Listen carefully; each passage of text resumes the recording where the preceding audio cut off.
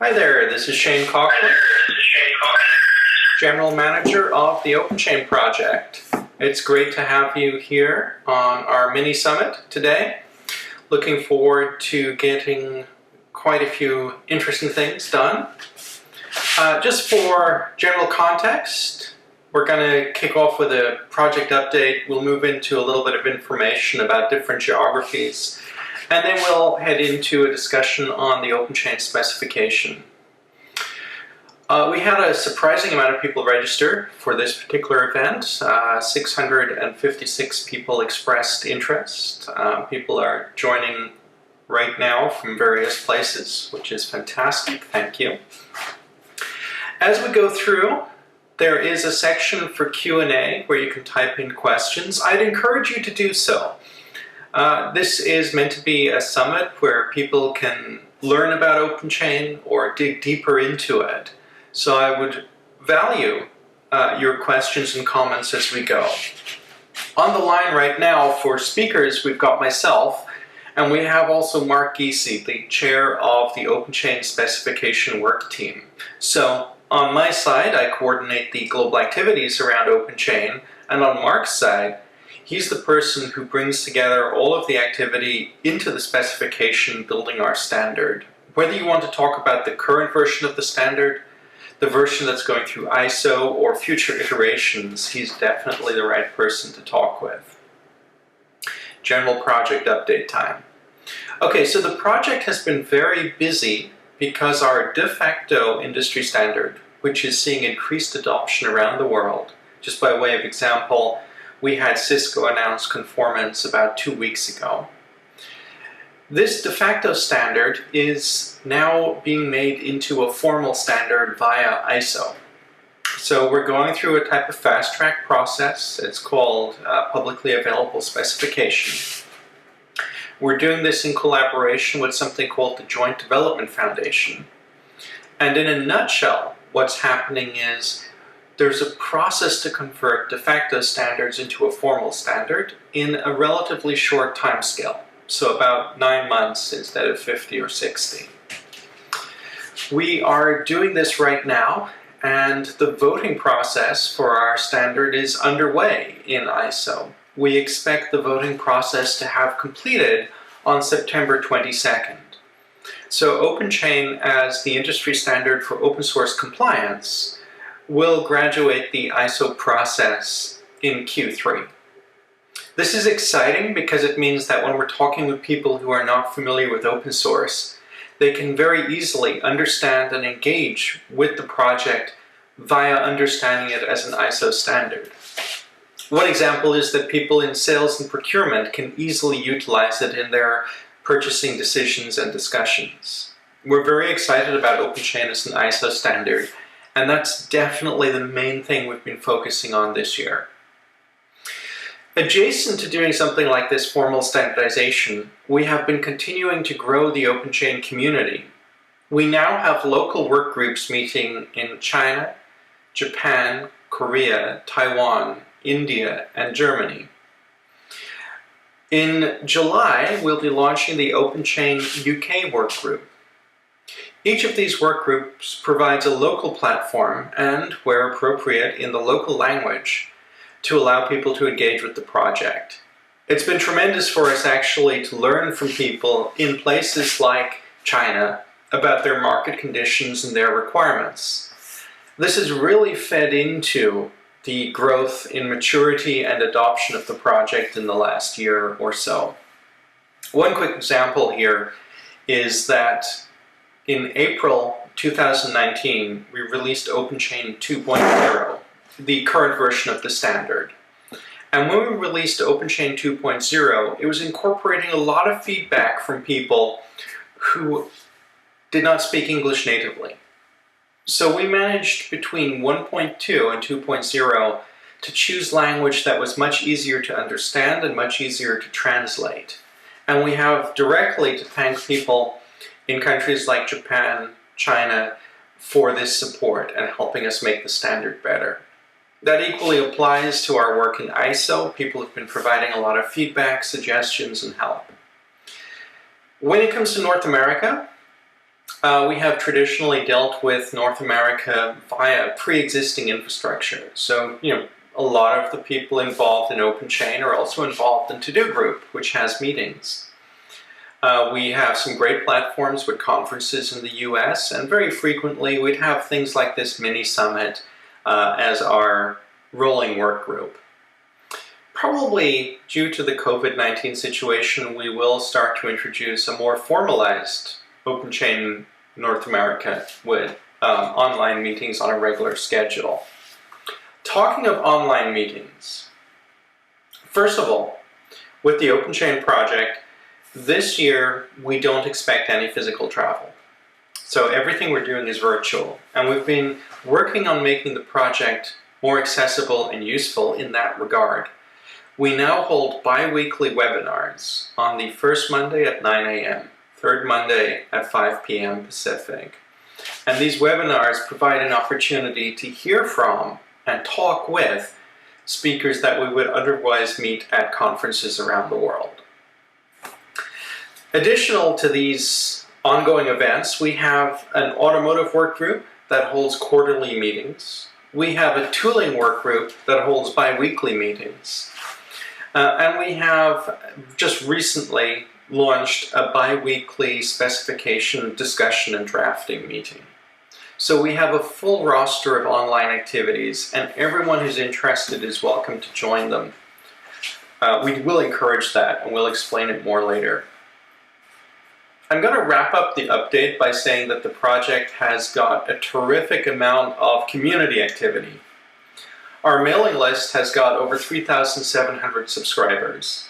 Our international work groups like automotive and tooling automation have well over 100 subscribers.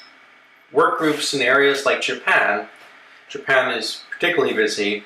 It has got almost 200 people from about 100 companies engaging on the work group. We keep a regular cadence of meetings. So Japan meets bi-monthly, China quarterly, India quarterly, Germany quarterly, and so on. We have benefited tremendously from people creating reference material and people helping each other on implementing compliance programs. That's one reason we have this mini summit today. We want to continue that atmosphere and that access, that feeling of community around events like this. On the line right this moment, I see we've got 53 people live. So we're seeing a nice group of people here. I'm going to have a quick look at what type of people we've got. Some of the people here today are people well known to the OpenChain community. I see we have Kato-san from Panasonic by way of example. But we have a ton of people on the line as well who are not part of the day-to-day OpenChain community. Okay, so for everyone who's new, please feel free to jump in at any point as we go through the day. We're going to have a Europe update, an Asia update, and then we're going to hand over to Mark for specification. For the Europe update, this is a pre-recorded discussion with Miriam Bellhousing in Germany. She is the chair of our conformance work team. The reason this is pre-recorded is because it's a weird time in Germany. In fact, for all of us not in the United States, I'm in Japan, it's a weird time. Here in Japan, we're at 5:30 a.m. Our friends in China, 4:30 a.m. And in Germany, it's evening time, family time. Nevertheless, we have pulled together some of our international group to help brief you on some of the cool things happening. Let's kick off with Miriam Bellhousing. If there are any issues with the audio, just let me know in the Q&A. Oh, hey, I just got a shout out from Marcel. Thanks for the efforts, good job. My pleasure. Okay, so Miriam now, and as the recording with Miriam is playing, you can jump in and ask questions. I'm happy to address those as we go. Is very much based around market transactions. So we've heard varying stories where some companies are concerned that their budgets might be cut in the future, so they're trying to use the current year budget to get things done as quickly as possible. We've heard other stories that companies are cutting back on activities that are not super mission critical. So on, let's say, the legal side, they're Oops, a bit of an audio skip there. Let me see if I can fix that for us right now. Hold on. By the way, if anyone is having trouble with the work they're doing on the Q&A and so on, just let us know. We actually have a technician on the line, so he'll be able to help out. 1 second, I'll just get this audio fixed.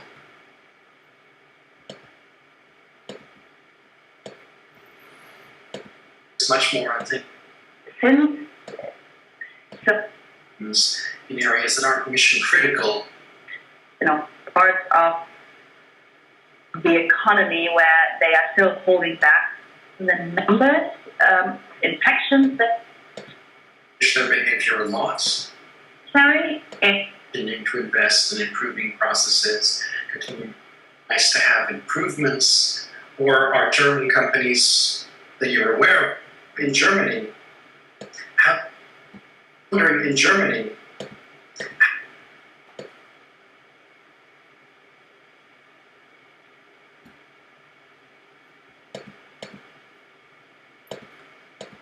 Alrighty, sorry for that. I'm about to replay that audio, so we're going to be hearing from Miriam about the German situation. And I was just wondering, in Germany, have companies changed their behavioral laws?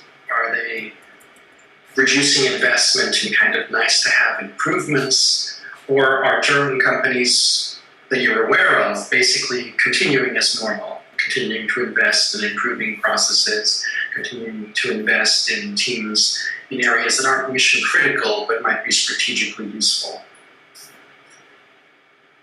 So I think I would really differentiate there. Up until, let's say, end of May, I would have said they are cutting back on everything that's not necessary, and there's a lot of work that apparently had to get done, or whether that they had budget for. So that needed to get done immediately, and it got pushed out quicker than it would have been pushed out otherwise. Since like May, beginning of June, it feels like that's changed a bit. Certainly, there are different parts of the economy where they are still holding back quite a bit, but it feels like it's also getting back to normal in that area, where companies are still prioritizing things that really need to get done right now, of course, but they are also, again, starting to focus again on policy aspects that, maybe are not mission critical right now. They are nice to have, but they are still kind of trying to put that back in focus and trying to find a solution how to proceed with that. Maybe not right now, but down the line. Maybe fall after the summer break, maybe even late fall, considering that maybe we might be heading into like a second wave in fall. So yeah, that's what I would say is currently the status. That's a pretty interesting observation, and I guess it indicates that if there was a change from crisis mode back into, let's say, standard investment mode in May, that indicated quite a lot of confidence that the companies felt the German economy, the German social situation was probably getting under control. I mean, things weren't back to normal, but there was a path to control of the virus. Yes, I would agree with that. And if you look at kind of the numbers, infections that we had, and also deaths and additional new infections every day, how the testing developed, that kind of falls within that time frame as well. So that was when most of the schools at least partially reopened. That was when stores partially reopened, restaurants partially reopened. And of course, it's been increasing ever since. But at least currently, most of the restrictions that were in place have been lifted, and they have been lifted over the last, let's say, 4 to 6 weeks, right? So that kind of falls within the same area. Companies are going back to normal office work, or at least partially normal office work, and I think that has a lot to do with it. And I think that's another factor that we shouldn't dismiss too easily. This whole work from home, kids at home, everyone's at home all the time. That, of course, has an impact on the type of work that you give out, right? You probably can't get as much work done at home with everyone else around you. So you need to prioritize even there. So even if there isn't a company strategy, you really need to find out what you can get done with the limited amount of time that you have available, right? And I would feel that that's also a large factor why certain types of work get pushed and other types of work are kind of on hold. It's not because there's necessarily a company policy behind it, but also because people just can't deal with that right now. That's an interesting point, because there were lost periods around the world. And to be frank, Asia and Germany seem to be roughly in sync, with China ahead of us all by a couple of months. Japan is slightly ahead of Germany in terms of the opening up. But the timescales are roughly the same. However, during the crisis period, let's say in January to March in China, everything shut. In kind of mid-February until late April, Japan was very much getting a handle on how we do this, work from home, when can we expect stuff. So there were lost months where productivity wasn't shut down. It's just that people had to work out how to change how they did business. They didn't really have so much time for community outreach. But that seems to be changing. I mean, just last week we had China, Japan, and Korea virtual meetings for OpenChain. We had a lot of attendees.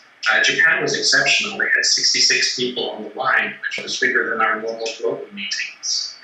And this week, I wasn't sure if it would work or not, if everyone in Germany was ready to do more community outreach. But the German meeting that we're having this week, the week of the 22nd of June, just because this is a recording, a lot of people have said they're coming. A lot of people are dialing in. So it seems like people are getting a handle on working from home, and now they're contributing to the community again. Yeah, I would agree with that. Do you think that we can expect open source communities in particular to continue to function effectively, or are there perhaps some measures we need to do, something we need to do to help bring momentum back, keep momentum? So in Germany in particular,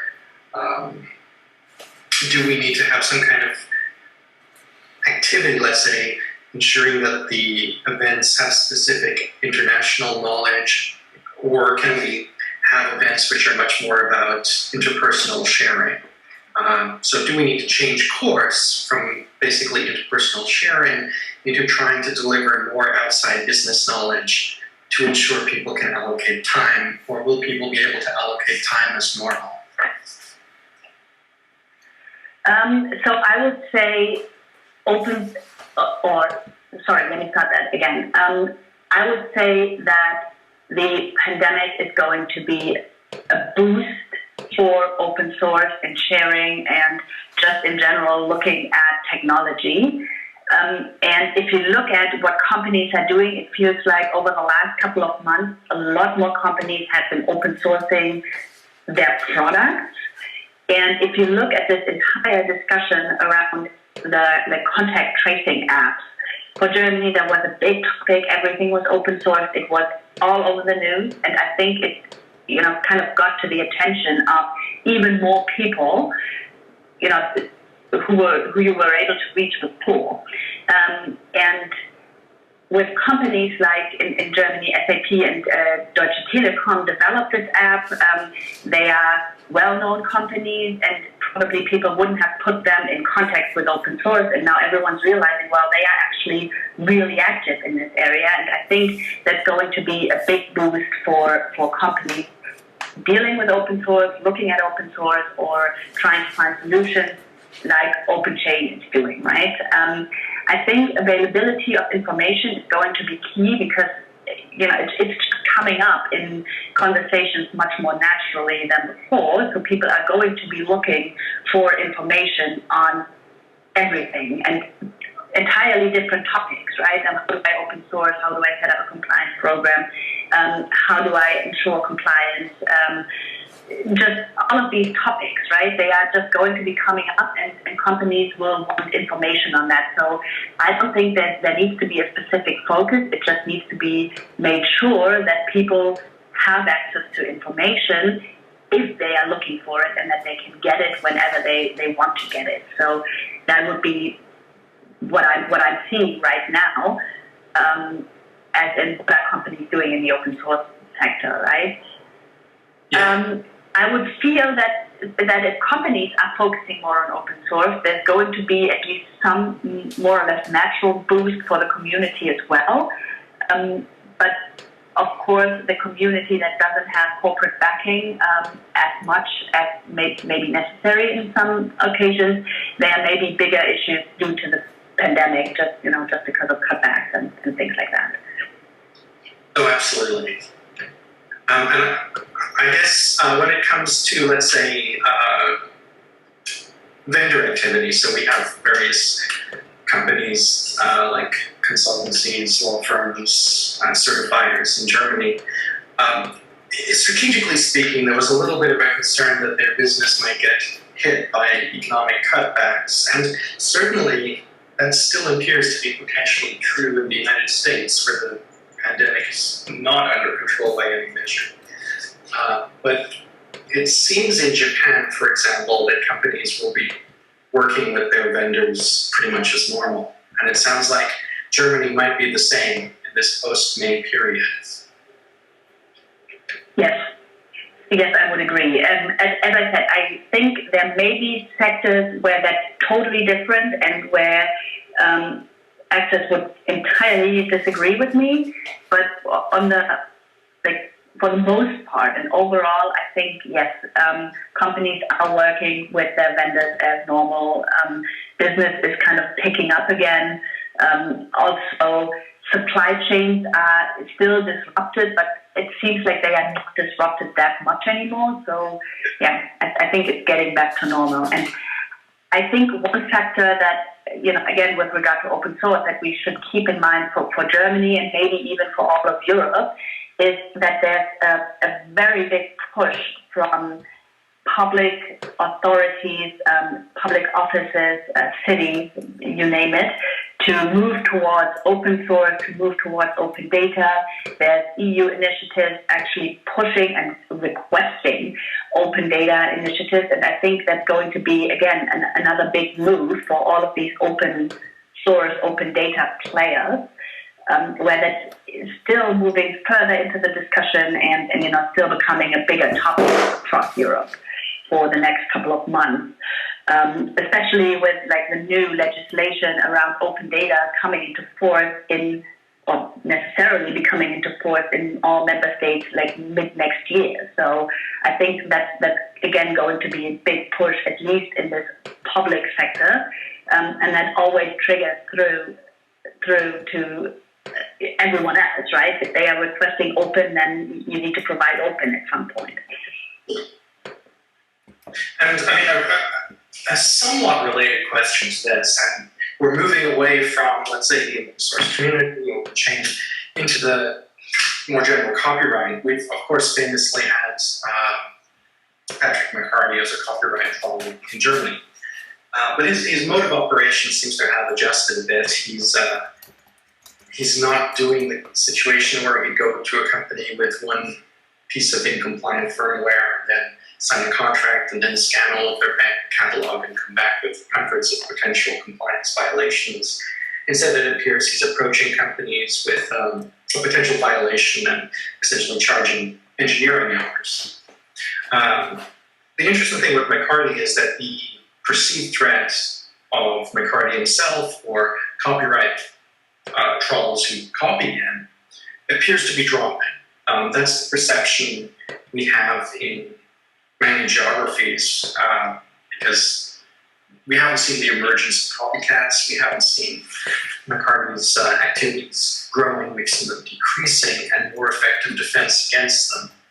I was just wondering, because surely McCarty operates in Germany, is your perception that aspect of risk vector in open source, while not gone, appears to be more contextualized, more controlled at this juncture? Or do you think it's still a very touchy subject in the German area for German companies? I think it depends, again, on the type of company that you're talking to. I feel the same for most international players or companies that have been targeted by McCarthy at some point in the past. If you look at the number of enforcement that's still going on, it feels like he's still very active. But the target seems to have shifted a little bit to maybe not the large multinational companies, but rather, something that's more local, companies that may not have their compliance in place and compliance policy strategies in place. So I can understand that internationally, people are feeling this is becoming less relevant. For Germany, I don't think it is, but the target's obviously shifted, right? And what I heard as well, and I found this to be really interesting, is that he's actually reaching out to companies that have been in compliance for several years, essentially just sending them a letter saying, okay, we're actually, we're declaring the agreement that we signed with you 5, 10, years ago, to be invalid now, and we don't want to rely on these claims anymore, so you can destroy it, which it seems to be an interesting step, let's say, but he has been doing that for a little while now. It's always good to get some information around him, because I suppose McCarthy symbolizes the greatest nervousness that people had around open source. Whether it was patents or copyright, that someone would have a successful attack vector and could leverage it. And he sort of embodies one of these successful attack vectors, and people like to track how it's evolving. So I really appreciated your insight there. The last item I'd like to cover would essentially be, OpenChain is set to be an ISO standard. According to the ISO database, September 22nd. We have a lot of support from companies. At the time of this recording, we haven't announced it yet, so I can't say who it is, but a major German automotive company just joined the OpenChain board. And this type of investment, this activity is really growing. Now that we're about to be an ISO standard, and we're about to go deeply into procurement and sales, outside of the open source offices, outside of the open source strategy people, more generally across corporate procurement. Do you have any suggestions for what we can do in Germany to make sure that companies feel comfortable and find it easy to adopt OpenChain? Particularly something that we might not be doing today. And I say this because the OpenChain community, while not super insular, it's a few hundred companies with people who know open source very well. But of course, in a few months, our audience will be thousands of companies, many of whom use open source, but aren't really part of the community, and they don't necessarily have that background. And there might be a bridge we need to build to ensure they can engage effectively, or they don't get confused. And I was just wondering if you had any thoughts on that. Yes, I think one of the key factors is going to be that companies, people in general, feel they can safely ask questions without being laughed at or, made fun of, or, people thinking, oh my God, what are they doing? And I think to communicate, this is not, we're not blaming anyone if you don't have this in place. This is not something that you should have had for years, or that is so well established that, it's really bad if you don't have it. That is going to be a key factor where, people know, okay, this is someone I can reach out to. They are not going to communicate this openly. It's not going to be known to all my competitors that maybe I didn't have this before. I think that's going to be an important factor. I think we already do that in OpenChain, and I think that is very well known with everyone who's already engaged. But if you're just starting out in that area, you may not feel like that is actually happening, and people are going to keep things, let's say, secret, or at least not blame you for it. So, yeah, that would be something I'd focus on is, I want to make decisions. Hypothetically speaking, then, and this was something that bounced around a few times, but we never explicitly launched it. Perhaps the OpenChain project explicitly on the front page should make it clear that you can book a one-to-one call in private with, for instance, the general manager to talk through some of these items if you wish, as a bridging system to bring people in. And then, of course, companies, if they want specific help and support, then there's a very large partner ecosystem that they can get commercial services off, and there's a very large community ecosystem where they can talk to their peers. Yeah. Yeah, I think that may actually make sense to have something on there. If that's going to be published on the website, I would also make clear this is just to talk through, this is just for you to ask questions, so you don't have to reach out to like a mailing list where you don't know who's on there, who will be responding. You know exactly who you'll be talking to. You can pick who you want to talk to, and maybe just reach out also in a language that you feel comfortable with, right? Things like that. So I would make that really clear as well, that this is something that is open and welcoming for everyone, so they feel comfortable reaching out. Absolutely. That's a very good point. And we have to, of course, have a clear distinction between helping people understand a thing and actually explicitly endorsing a particular solution as the solution. And I just mentioned that because sometimes companies approach me directly, which is great, but they ask me questions like, what is the correct training for OpenChain? And the answer is, it depends. It depends what you are. Yeah. That's right. It's a very lawyery response. Yeah. Well, I mean, It depends. Yeah. The last thing we want to do is frighten away companies by overloading them with inappropriately complex mechanisms when they might need something very simple. And at the same time, we don't want to tell companies to do something very simple when they might need something more robust. So it's really a case of let's contextualize your workload and see. Yeah. Yes, and that's something that, especially when you're just starting out, or maybe you've already used open source for quite a long time, but now you want to professionalize it a bit more, where it needs to be clear to everyone that this is not something that everyone has down from the beginning, and you're the only one who has an issue with that. It's really a question of finding something that works for you, works for your business model, works for the type of software that you're using, or even the types of licenses that are relevant in your context, right? All of this, I think that's something that needs to be really clear for people starting out and coming into contact with this for the first time. So, yeah. Yes. No, that's a really good point.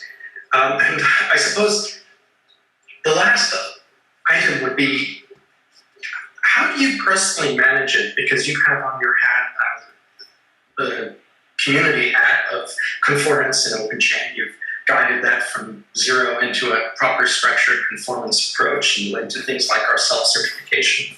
And you also have a separate hat as a lawyer. And I was wondering, in the community sense, how do you manage to deal with the two hats? Did you ever find situations where you had to swap someone over from, what you're talking about today isn't community conformance, what you're talking about is specific company activity, and that belongs more in a privileged conversation and so on.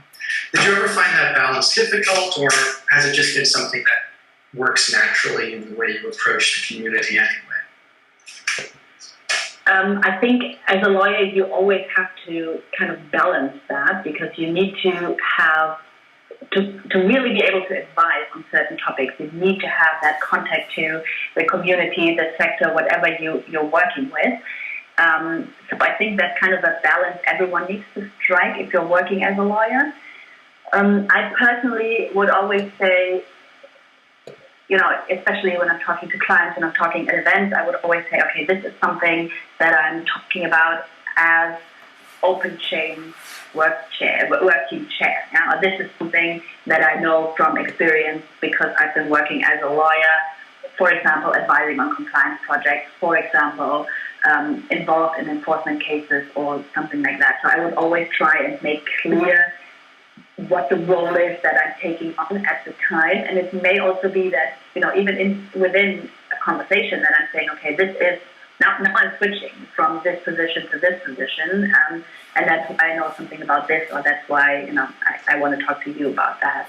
And of course, everything that needs to be handled in like a client attorney setting, I would obviously not talk about at discussions in the community. Maybe try and bring knowledge to the table that you know because certain companies or certain types of companies have been dealing with the same questions.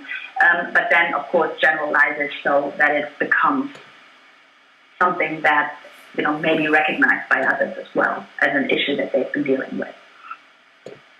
That's a great point. And I suppose this underlines once again the fact that in an open source community like this, people can engage effectively with multiple hats, and hesitations people have in stepping forward are understandable, but in practice, we manage it effectively and we don't have issues around contribution while also being a professional in the field. And I just bring that up because companies new to this area might find it a little alien to see that happening.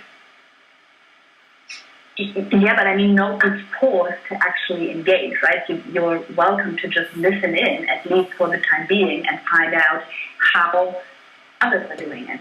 It's not like you need to contribute from day one. So I think, you can learn to strike that balance and to find a way that works for you in your specific setting, which may include that you're not ever contributing because it doesn't work, but you can still learn from what everyone else is doing, and maybe in private conversations have a discussion about what might be possible, let's say, for example, in the defense sector, where you certainly have higher confidentiality obligations than in other sectors. So I think that's an option as well. Absolutely. No, that makes a lot of sense.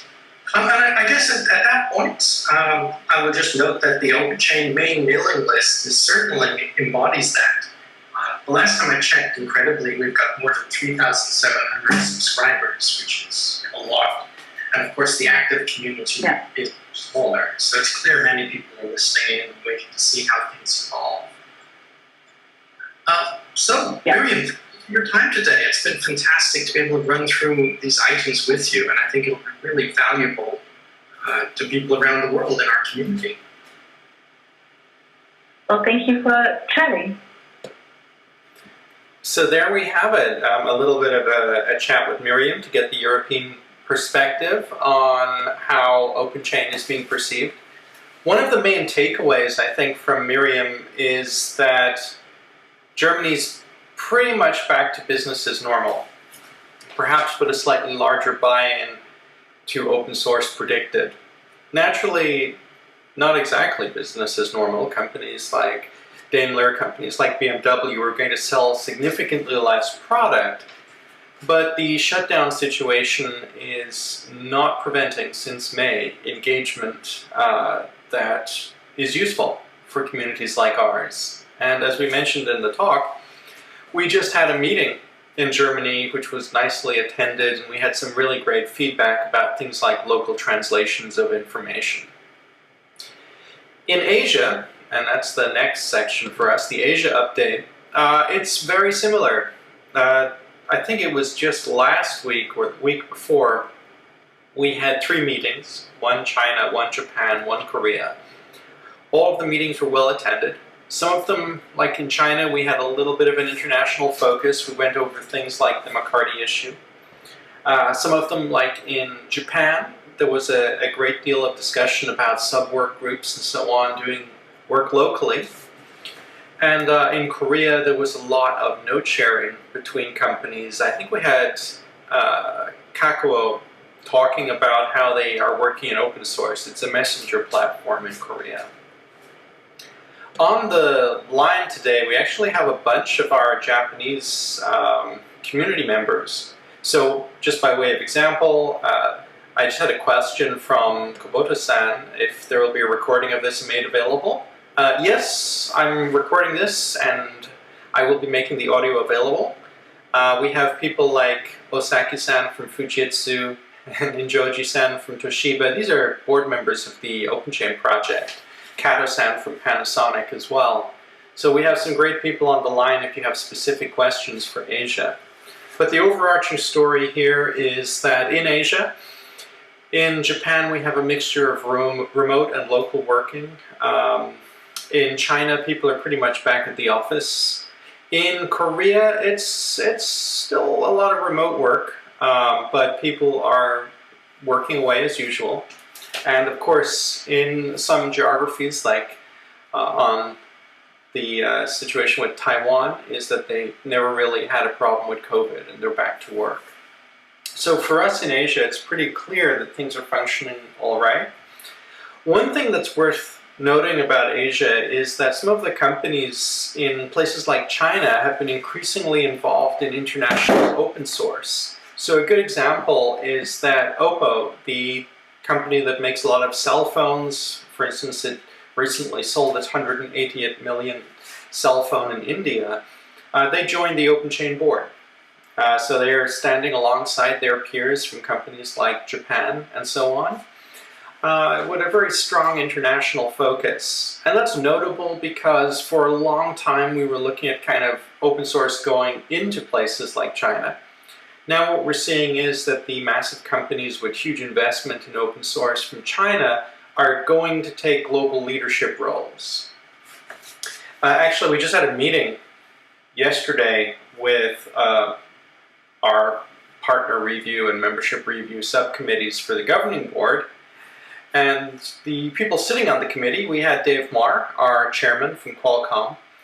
We had Chris Fang from Oppo.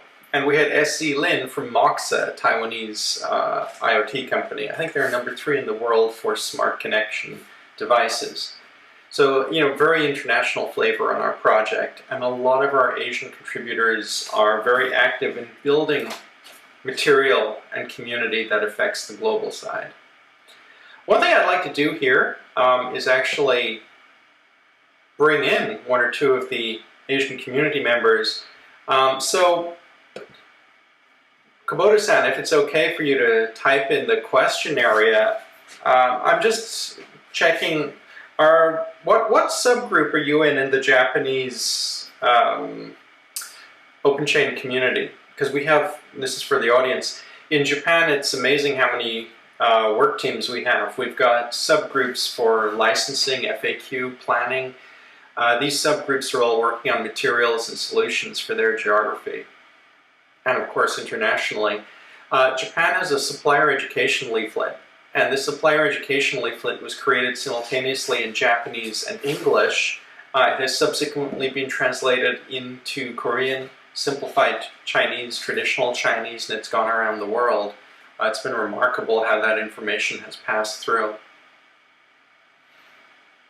No typing from Capote-san at the moment. Okay, so what we're going to do here is I'm going to move us on, after saying we're doing a lot in Asia, and you can track it on the website, I'm going to move us towards the spec, which is the real meat of what we're doing here. The OpenChain specification is in the ISO Fasttrack process, and brace yourself, this is a wordy sentence because it's the formal description. The OpenChain submission is via the ISO IEC JTC1 pass transposition process to result in an international standard. The process usually takes 7 to 11 months. Our ISO IEC JTC1 submission is in the ISO database. The DIS ballot, which is DIS 5230, launched on June 30th and concludes September 22nd. Before that, there was an 8-week period for national standard bodies to translate to submission.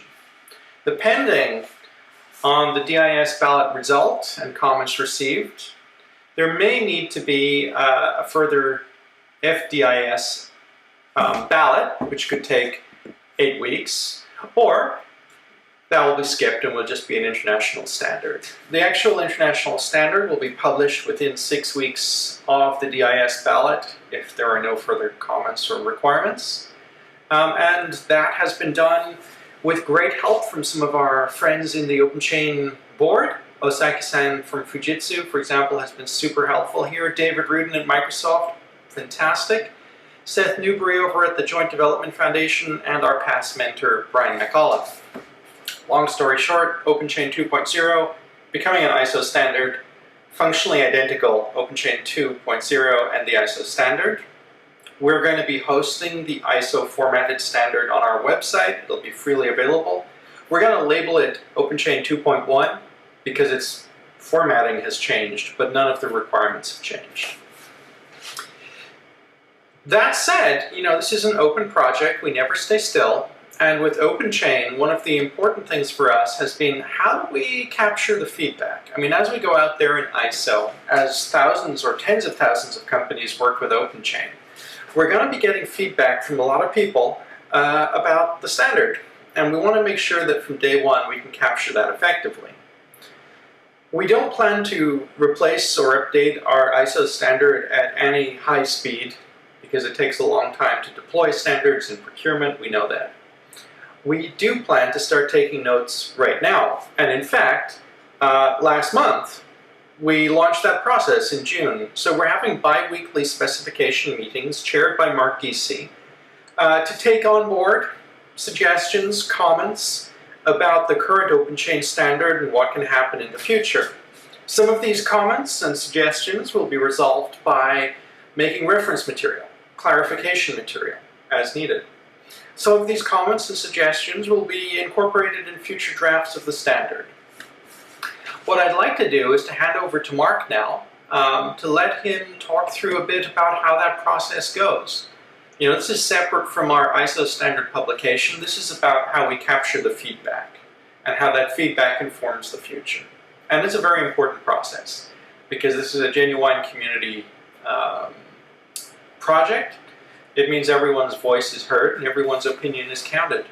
So I'm going to hand over to Mark, if that's okay. Let's see if the transition works well. Hi, Aisha, can you hear me? Yep, perfect. Can you hear me? Yeah, I can hear you. Can you hear me? Yeah. Okay, all right, I got a message. It sounds great. So one of the interesting things to understand is that OpenChain is an open source project, and it's based on contributions from over 200 professionals. And so that this spec is not just a small group of people, but it's been through the eyes of many, and the feedback has been incorporated. And what it represents, the spec really represents, is a set of requirements that every high-quality compliance program should meet. So if you're, for example, you're a supplier and you want to convey that to your customers, then obtaining OpenChain conformance is a great way to communicate that. If you're an internal legal department and you want to get more comfort in how your company is handling open source, then obtaining OpenChain conformance is really helpful to giving that comfort, that assurance. So I think that if you're a actual company that receives in software from a supplier, then this is an opportunity to ask them, your suppliers, whether they're OpenChain conforming or not. Now, it sounds like a big burden sometimes to say, oh, you must be. You don't have to require them to be 100%. What you can do to help them along is to suggest that they come forward with just the requirements they can satisfy and show you some evidence of that. In fact, at our company, at Wind River, we're audited several times a year from very big vendors. And oftentimes in those audits, they're coming in to review our our software engineering processes. And one of the standard questions that exists is, how do you handle open source? And what I always start that conversation out with saying, since we're OpenChain conforming, I say, here's the specification, we're satisfying all these requirements, and we can show you evidence for each of those requirements. And it turns that conversation to what could be an hour or two into less than a half hour sometimes, because it's very well laid out. And by talking to the spec, it gives people a contract of how that dialogue should go, and it allows that conversation to happen very quickly. So there are many benefits, as I just highlighted. You could be a supplier. You want to represent your discipline around open source, or you want your suppliers to show you their discipline, then you can ask for it. Or you could be an internal, legal group possibly, or a group that's concerned about discipline around open source. So I think that's always helpful to highlight. I don't know if it's possible for me to share my screen. I can pop a few slides up. If anybody's new, I have a few slides that will tell the story about OpenChain in under 4 minutes. Let me see if I can share my screen. Let's put this down. Can you see my screen? Let's see. Yeah.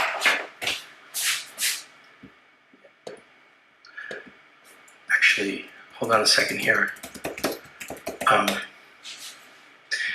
Okay, so the one thing to know, one of the things I like to highlight is OpenChain is about a program. It's about the conformance to a set of requirements for a given program. And what happens is, in comes a set of software that's being used, and you want to disclose all the open source within that software. And then what happens is, as part of the process, a bill of materials is created, which then is input into the whole clearance process. And then the output of that compliance program is obviously some software, but also a collection of compliance artifacts, including the source code, the legal notices, and the SPX data, and possibly the bill of materials itself. Some customers would like to receive that as well. What OpenChain says is that I can trust that program, and not only can I trust that you have a disciplined program, but that I can trust those artifacts that you're giving me, that they've been prepared with discipline. Okay?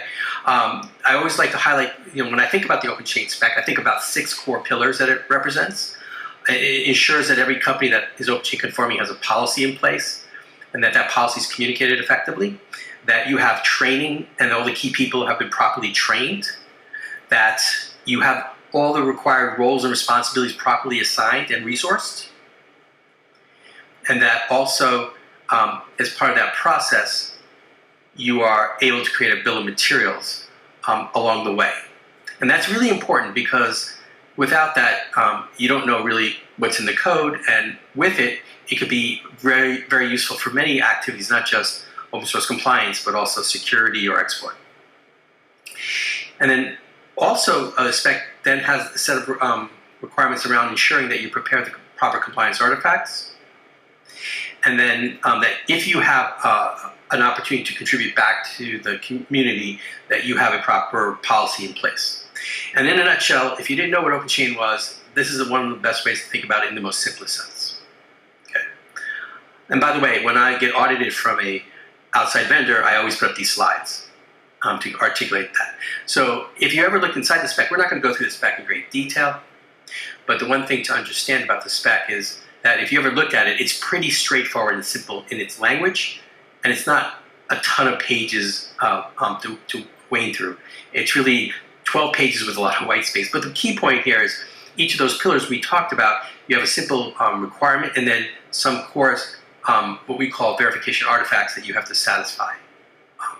So in this case, in order to make sure that you have the policy requirement satisfied, it's documented and it's properly communicated. Just to give you another example of another pillar we just talked about, there's one about the bill of materials. It'll make a simple statement about what you need to do with respect to the bill of materials, and have a very explicit set of requirements here. It has 2 requirements that state that you must, have a documented procedure that shows that you're identifying, tracking, reviewing, and clearing and archiving the stuff. Again, I'm just trying to give you a sense of what it is if you're not familiar with it. If you are, then this is going to be over very soon. And then finally, the other pillar, we talked about, you have the compliance artifacts. It talks about having a process in place. And then again, you have 2 requirements to satisfy. Actually, what I want to do is change to another slide deck and talk about the spec, and then we'll open up to questions. we just launched the Spec, the 3.0 initiative, but as Shane pointed out, we're in the process of waiting to hear back from the ISO organization to let us know that we've been accepted. And if you ever wanted to participate or join this activity, the specification, you're always welcome. Everybody's welcome. It's an open source project. And what we do provide is a wiki page that I just wanted to highlight that exists. And if you go there, you can see all the previous versions of the spec, the current spec, and also the process we follow. I won't go through it in any detail, but you can read that if you want to understand how we work. One of the most important things I encourage anybody who wants to contribute to the OpenChain spec is that we have a frequently asked questions. I highly encourage you to read those before contributing to understand kind of the philosophy behind that. Okay. One of the key things in our efforts to produce the spec is we follow some key principles. First of all, one of the most important principles is that we want to ensure that we're building trust around the use of open source. The second principle is that we want to make sure that we're focusing on the what and why. In other words, we're not too prescriptive.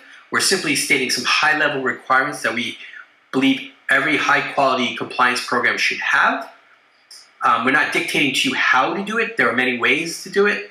We allow everybody to have a lot of flexibility on implementing it, but it ensures that certain things are in place, as we saw by looking at the spec. The other important guiding principles, number 3, is less is more. We're very focused on making sure that we keep it very focused, very tight to the quality of a compliance program, and the fact that it's very easy to get through the spec without having to wade through a lot of confusing text. And finally, as it's been highlighted a little earlier, we do function as an open initiative. We are also a standard, but we're open to everybody to participate.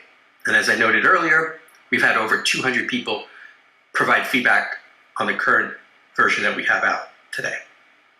As we embark on the 3.0 drafting, these are the objectives that we set out. So if you see something that you relate to and you think you can contribute to the spec and you haven't, this is something to keep in mind. First, we're really focused on obtaining feedback from people who are ready, from those who are trying to incorporate the spec into their organization. Okay. Now, some people have implemented it successfully. Some people, some organizations are struggling, and we're trying to always understand what the obstacles are. The third objective is really about ensuring that we continuously stick to maintaining a very minimum set of requirements. We don't want to get too bloated, and that we're focused on what we expect every single program, every compliance program to have in terms of quality. The fourth objective is kind of new and interesting. We're actually doing an exploratory investigation on how the spec might grow to have a wider scope in terms of, it's still about helping people trust open source software, but it's more about, can we trust it not only with respect to license compliance, but possibly also security vulnerabilities. Now, this is not necessarily something we require of every person that has a compliance program, it would be an optional piece. And we're really not trying to necessarily put that into the 3.0 spec, but more explore this option as an add-on or, to the actual spec and not a mandatory requirement of the spec. And we'll probably look at the output of that process or that exercise and decide maybe in the future versions whether we should consider security vulnerabilities with respect to trusting open source. And so that's that. And then finally, I want to highlight to everybody here that we have a number of resources that are helpful. I've mentioned some of them along the way. One of the ones I haven't talked about already is the issues list. So if you find that you've read the spec and you're having issues with the spec or have recommendations on how to improve the spec, we have a place on GitHub where you can list out your issue with respect to how you might want to see these spec evolve. I'm not going to go through these discussions. That's all I have for the spec. I want to open it up more to questions. Let me stop sharing. Okay. So, any questions? Or Oh, I see. I see something here. Song Lee has just typed, what's the prospective group of people who will benefit from OpenChain project? What type of revenue may be generated for OpenChain? I'm guessing perspective is prospective group. I would say that the people who will benefit from OpenChain, it's any organization dealing with open source. Fundamentally, open source is third-party intellectual property, and it's licensed, conditional on some various things. So you can only gain access to and use this third-party IP if you obey the licenses. It's that simple. And if organizations have issues with licensing, they stand several risks. One is that they can no longer use the code. The other is that they are infringing someone's copyright and can face legal action. And of course, there's the issue that because this is third-party IP where people are sharing their work, if there's an actor who isn't respecting it, who isn't playing fair, you're not going to get the same benefits of collaboration. So long story short, anyone who's using open source needs to follow the licenses. And if someone wants the easiest way to follow the licenses, OpenChain as a clear standard is the easiest way to get that process in place. So any organization using open source can use OpenChain to, one, make things a lot simpler, and two, make sure that they are sharing from the knowledge benefits of everyone else using the standard. So it's very similar to if you look at something like ISO 9001, a quality standard. The reason everyone uses that is because we all know that there's a baseline of quality. With OpenChain, the reason people use that is because we know there's a baseline of compliance approach. So as Mark said, the key requirements of a quality open source program. The second question, what revenue might be generated? Mark, I don't know how you'd frame that. I'd say if you're talking about organization revenue, I'd say you do not gain revenue from using a standard like OpenChain. What you do is you dramatically reduce risk, and therefore you save resource costs. Do you think that would be a good way to put it, Mark? yeah, I actually view it also as you may prevent yourself from losing revenue.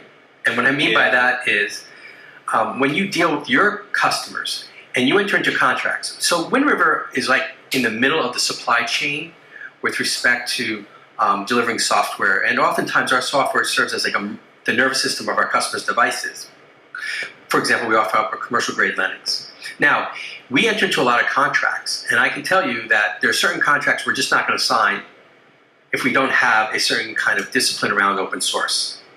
And so I find this actually helps revenue generation in that sense, meaning it gives our biggest customers, our largest customers, that comfort when we're engaging with them. And so I think it's necessary in order to articulate that. And I only see this growing. The requests around not just open source, compliance, but what's grown in the last 2 years, and particularly in the last 6 months, I've seen is the request for a bill of materials, an open source bill of materials. And if your organization cannot deliver that, and there's for two reasons, right? Compliance, and the second reason is for security around open source. People want to know that you can manage that. And if you cannot demonstrate that or deliver that, then you're not going to be able to sign that contract. So, and then finally, I think just from, as Shane points out, liability within your own organization.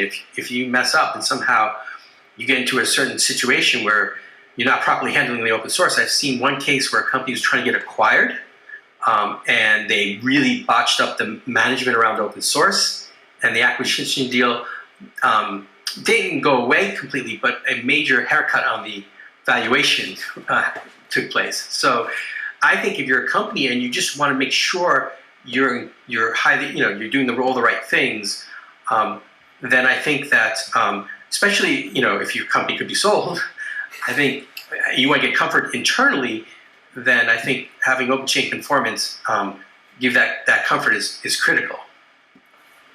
That's actually such a good point. It reminds me a little bit of how OpenChain is already used in M&A. It's in active discussions with M&A. Let me see if I can share my screen very briefly. I don't have a share button here. That's okay. All right, so we actually have a whole book about OpenChain in M&A on our website. So it's utilized there in M&A discussions. I mean, long story short, if people are going to use open source, we have to know that they're compliant. And OpenChain is the distillation of a huge amount of knowledge of how to be running a compliance program that works. So anyone using that is essentially doing the right stuff. And we do see a lot of increased adoption. So we see a lot of people working with OpenChain. We see it going into areas like procurement. As Mark said, you can expect a lot of people to be asking for OpenChain conformance so they know that your company meets the minimum requirements of a quality program for conformance. We have a great question in from Marcel. He says, should we communicate quite clearly that 3.0 will only be coming out in a few years? Otherwise, adoption of the existing ISO standard might be affected. I would answer, yeah. I mean, the ISO standard is not intended to iterate quickly. So people should message that the ISO standard is it. We spent years making it. It's ready to go. And it's not going to be something that we iterate quickly. When it comes to our automotive members, we're looking at a situation where it's literally going to take years for it to go through their procurement process with hundreds of companies. So we don't want to have confusion there. But at the same time, we want to make sure there's an avenue for capturing information and future drafting from day one. So we want to make sure that that process is there. Mark, does that capture it adequately in your perspective? Yes, I think it's important for us not to be too dramatic in our changes, right? For that very reason that's been pointed out, and that we don't anticipate a big change at all, but more about probably 3.0 will come out in a much longer time frame than we would normally expect, and there'll be ample time for people to migrate to that new version. But also we'd be very mindful of that new version and the ability to migrate to it. So yeah. And I mean, hypothetically, I'm just typing this into the Q&A area, which is not what I meant to do, but I'm doing that anyway. So even when we do a future iteration, it'll be the same ISO standard, just updated. So I'm not saying we're going to iterate quickly, I'm just explaining what will happen. So for instance, let's say we're ISO number XYZ, and then colon 2020, that's when it came out. When there is an update to that standard, it'll be ISO XYZ colon, let's say 2023.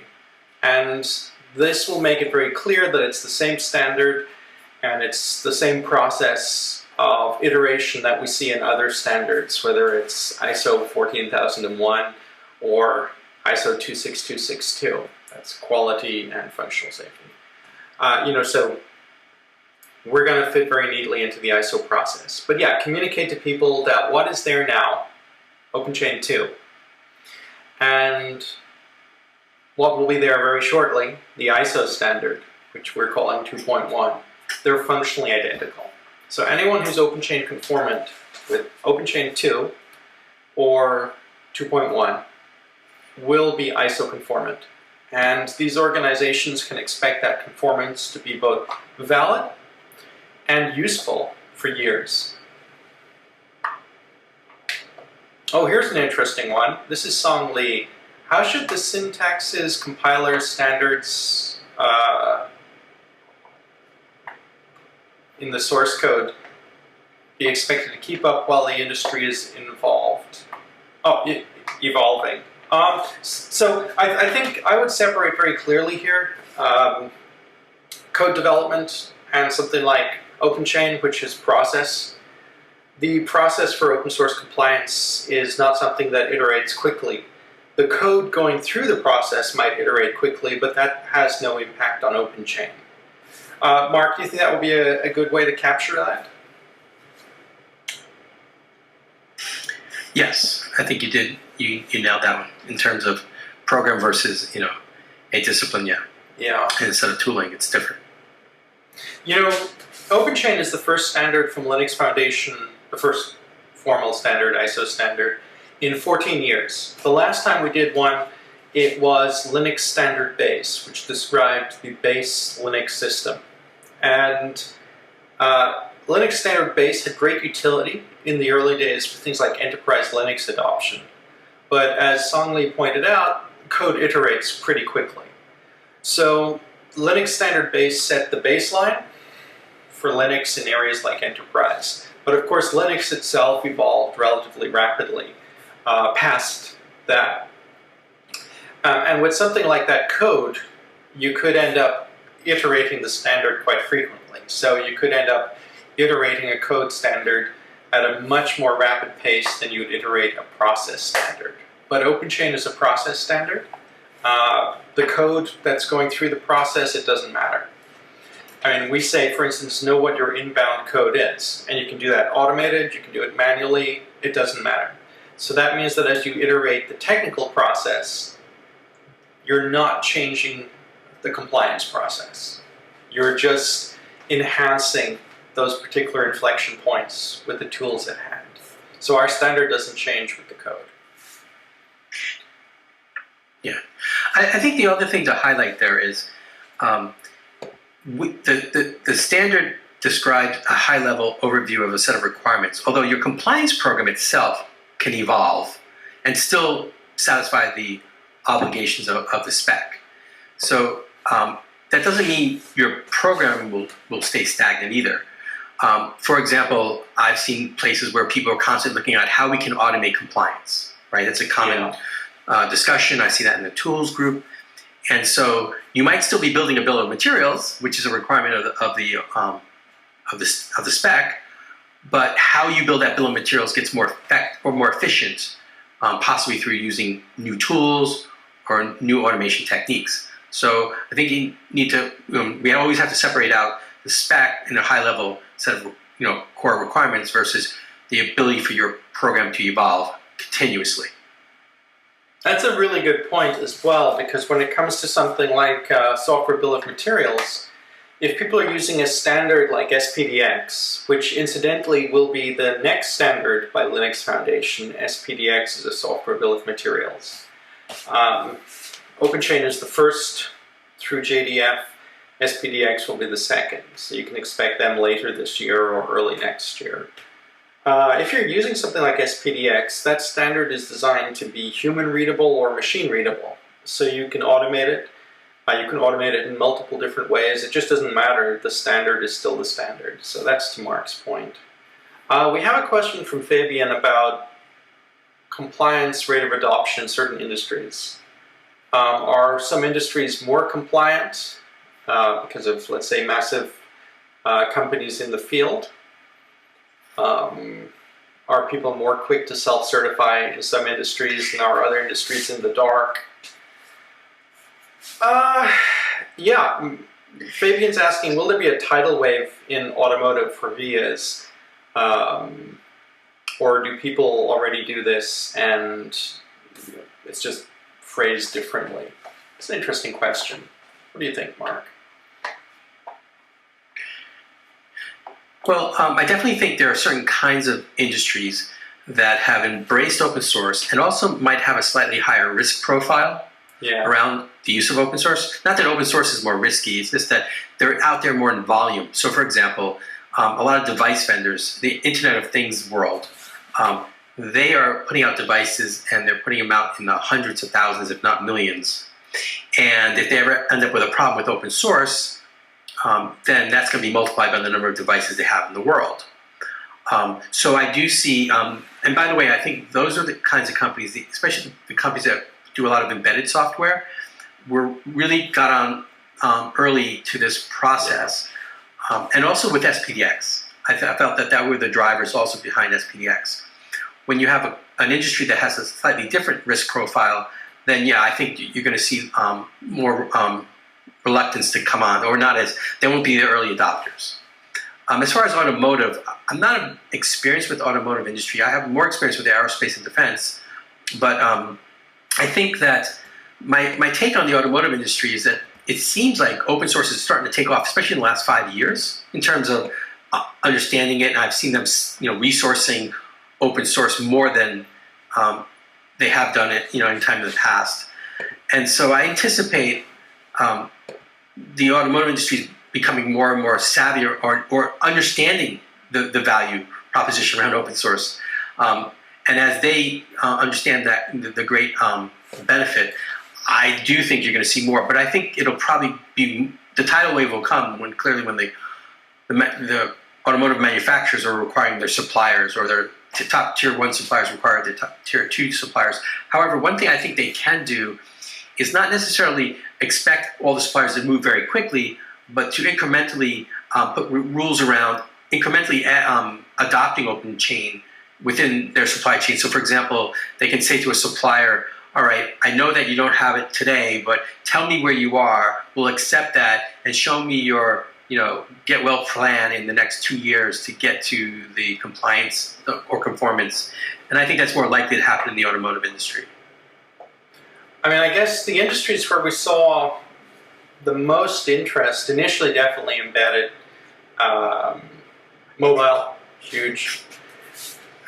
We've seen significant interest from companies optimizing their supply chain in places like cloud. But I would highlight automotive as an area where the interest has been exceptionally high. And in the next few months, there will be some announcements and developments in automotive which will very much underline this. So I mean, if I was to pick industries that are super, super engaged with OpenChain, I'd say embedded, mobile, automotive. These are the people shipping product right now that need this harmonization as quickly as possible. And then I'd add on that cloud companies, Microsoft, are very involved as well, because of course they're very aware that underpinnings of a lot of their industry is open source. But yeah, automotive is definitely engaged, and can't talk about details, but there will be announcements regarding major automotive companies that will have a huge effect on the automotive supply chain. So it's definitely one to watch in that industry. I'd also just highlight that there's no industry where people are like, yeah, we don't care. There's no industry where that's the situation. It's just that the largest priorities are people in areas like embedded, mobile, automotive, getting those physical products to market. These people are distributing a lot of open source. We have a question from Kubota-san. He would like to confirm that OpenChain 2.0, 2.1 will match the ISO standard. Answer is yes.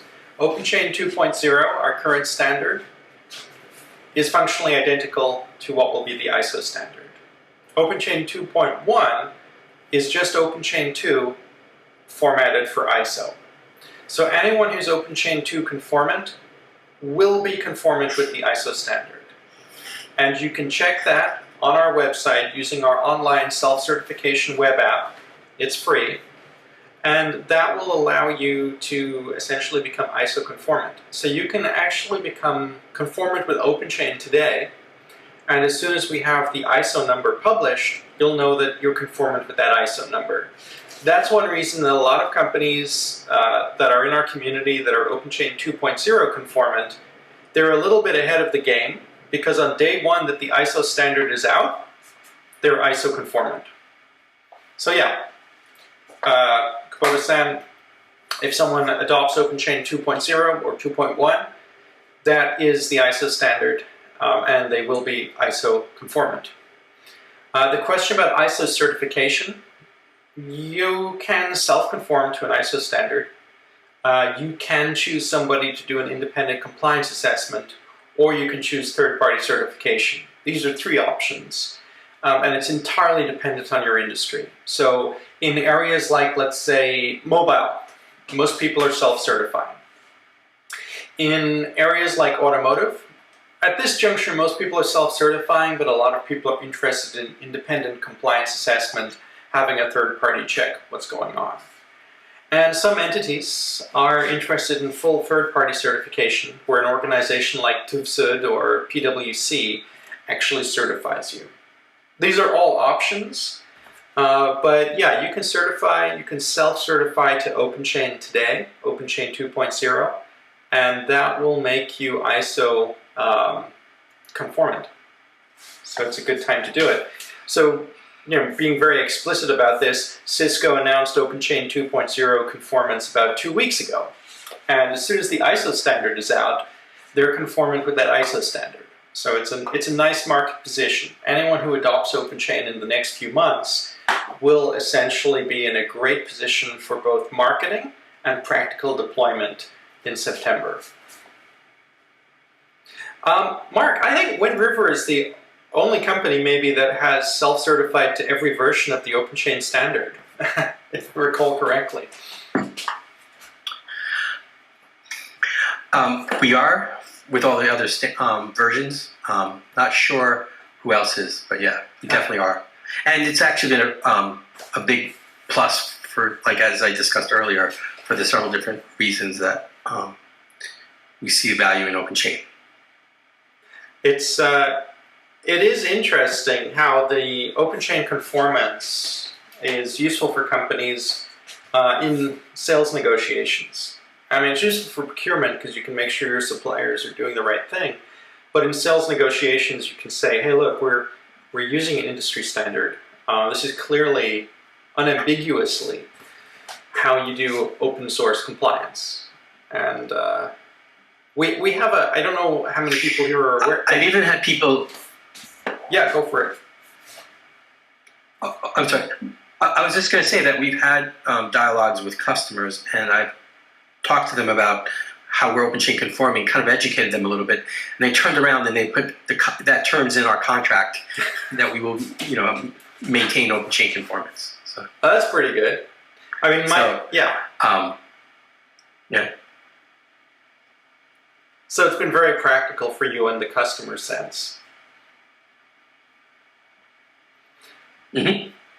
And it makes the dialogue very simple and straightforward. Because a lot of times there's a lot of fuzziness sometimes around compliance. I can tell you when people will talk about, like, all right, what are you going to give us in terms of the compliance artifacts, right? And they sometimes want to list those out in the contract. And I can't have every single different customer come to me and say, well, I want it this way, and another customer negotiates a different way, and so forth. It's too costly, too complex. So we standardize on two things: OpenChain as our program, and also SPDX data delivery. Whenever they come to us and they want to say, hey, look, we want this compliance information, well, we say we're going to give it to you in SPDX format, and we're going to follow the OpenChain standard. And that saves a lot of costs for us when we're dealing with many different customers. I'm doing a super quick screen share here just to show. On the OpenChain website, you should be able to see this on the screen share. There are conformance logos, so it shows which version of OpenChain you conform with. And if you're Wind River, you've got all of these logos in your literature. This is a really quick shortcut for people to know what their supplier company is up to. Or it's a really quick shortcut for a purchasing company to become conformant and set that expectation for their supply chain. So, hypothetically, if an automotive maker says, I'm OpenChain 2.0 conformant, the suppliers know that that's what this company wants, and that's the particular version we should work on. And I'll just see if I can bring it up. There's an online certification, self-certification web app. Not sure if I can sign in. Oh, maybe I can. Nope, password does not work. So this particular web app allows you to certify with the OpenChain standard. It's a series of yes-no questions that you can utilize to check if your company has the right requirements. And if you answer a question with a no, you can very quickly understand, oh, that's where I need to put resources on my open source compliance program. So we tried really hard to make sure that the basic material was in place for open source compliance via OpenChain to be very simple and easy to understand. And Mark, if I recall correctly, you had pretty deep involvement in setting this up as well.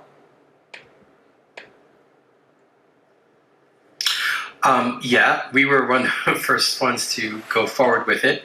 And I think that is also very helpful because it guides you through the, ensure that you're covering everything. And along the way, you're gathering up the data to satisfy the different questions. Yeah. And then you're storing that data.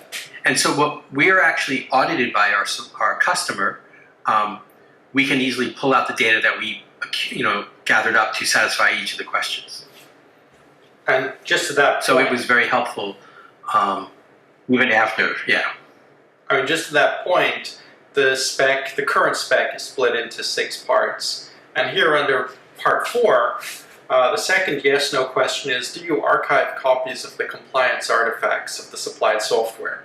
So yeah, you either archive a copy of that compliance artifact, whatever is necessary for compliance, or you don't. And if you don't, you now know that that's something you should do. Now what's interesting here is that in OpenChain, the final questions essentially say, do you have the documentation confirming that your program meets these requirements? So do you have documentation showing how you did it? And do you have documentation confirming that the program was reviewed in the last 18 months to make sure that something didn't end up dead?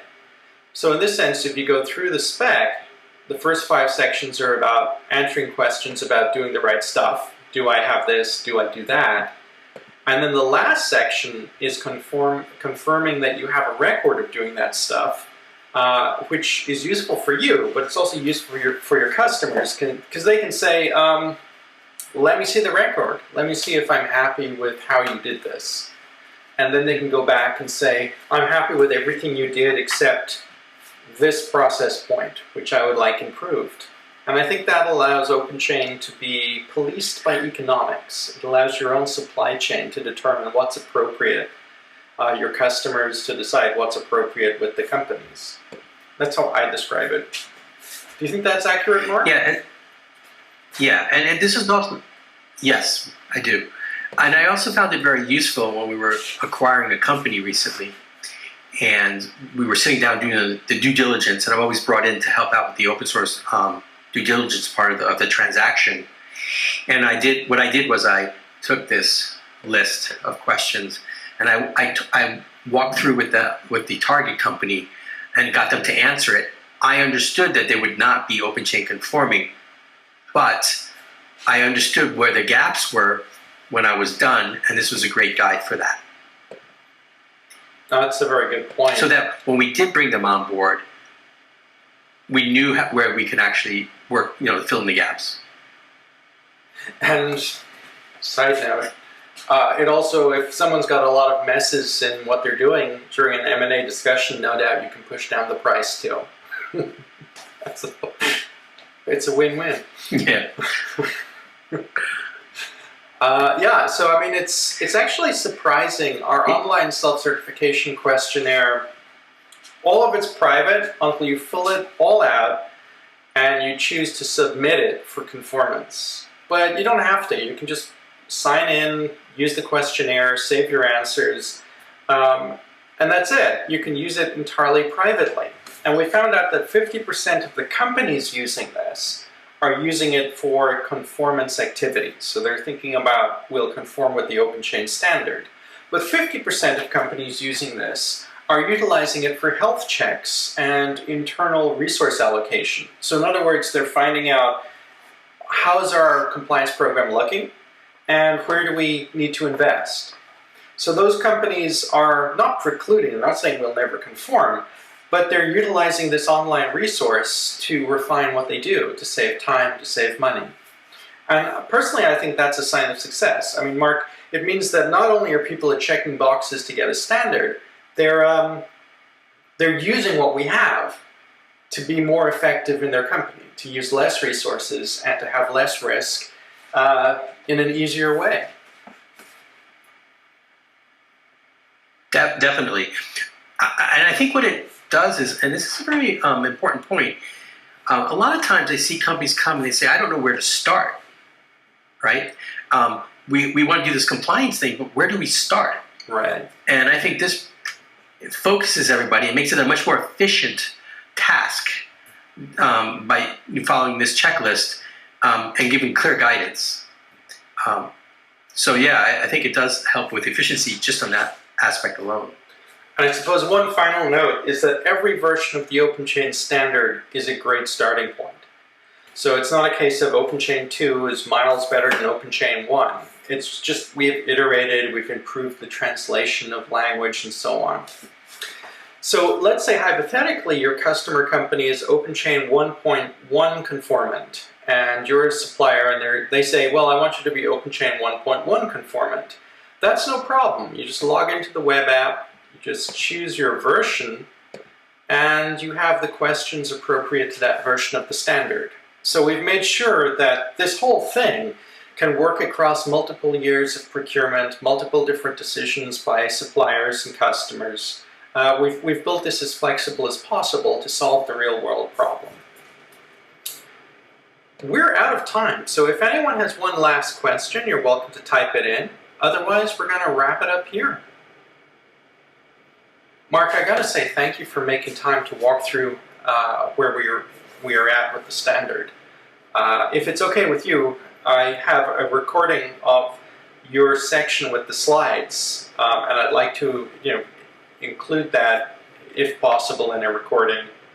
But it depends whether it's okay with you. Mm-hmm. I thought those slides were great. Yeah, of course. Okay, everyone, thank you very much. It's the slides I use with my customers. They're awesome. They're really nice. Okay. Thank you, everyone. Thanks, Mark. Have a great day.